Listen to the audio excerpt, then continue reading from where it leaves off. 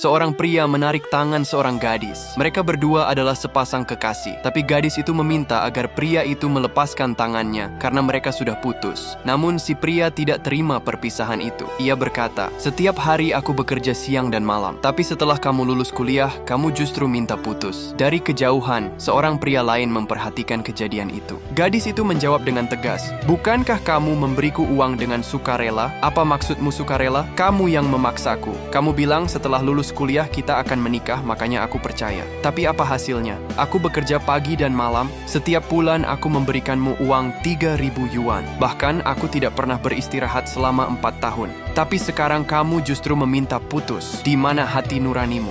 Gadis itu terlihat marah, tapi tiba-tiba pria yang melihat dari kejauhan memanggilnya. Ternyata, pria itu adalah seorang bos. Si bos pun bertanya, "Ada apa ini?" Si pria langsung mencoba menjelaskan, tapi bos langsung menghentikannya dan berkata, "Kita bicarakan di kantor." Akhirnya mereka bertiga berjalan menuju kantor. Setelah sampai di dalam ruangan, si bos meminta penjelasan dari si pria. Pria itu pun mulai bercerita, "Aku dan dia adalah sepasang kekasih. Kami sudah bersama sejak SMA. Setelah dia masuk universitas, dia menyuruhku untuk mengantar paket setiap hari. Jadi aku bekerja pagi dan malam. Setiap bulan aku mentransfer 3.000 yuan untuk biaya hidupnya. Bahkan selama 4 tahun aku tidak pernah beristirahat. Aku tidak mengirim uang sepeser pun ke orang tuaku. Bahkan aku tidak membeli makanan kesukaanku. Tapi sekarang, setelah dia lulus, dia malah minta putus." Namun gadis itu langsung menyangkal, "Kami hanya teman SMA. Dia hanya diam-diam suka padaku." Si pria sangat marah karena gadis itu sudah berbohong. "Aku punya bukti transfernya." Tapi si bos menyuruhnya diam, lalu bertanya dengan tegas kepada pria itu, "Apa itu benar?" Si pria menjawab, "Bos, aku tidak berbohong. Aku punya bukti obrolannya juga." Si bos pun menghitung, 3.000 yuan sebulan, berarti kalau 4 tahun, totalnya 144 yuan.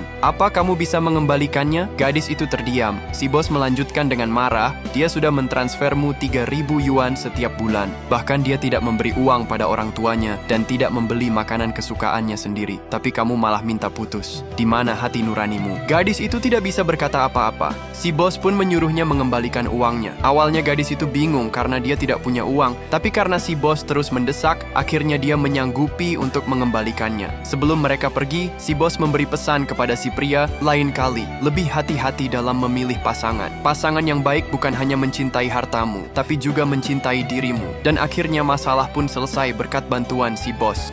Cinta sejati bukan hanya soal materi, tapi soal ketulusan. Jangan mudah percaya janji manis tanpa melihat tindakan dan niat sebenarnya.